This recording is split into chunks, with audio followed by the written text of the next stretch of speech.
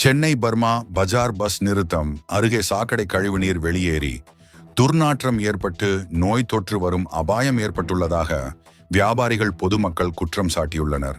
Chennai Burma பஜார் bus நிறுத்தம் பின்புறத்தில் சாக்கடை கழிவுநீர் வெளியேறி அப்பகுதி முழுவதும் கழிவுநீர் குளம் போல் காட்சியளிக்கிறது.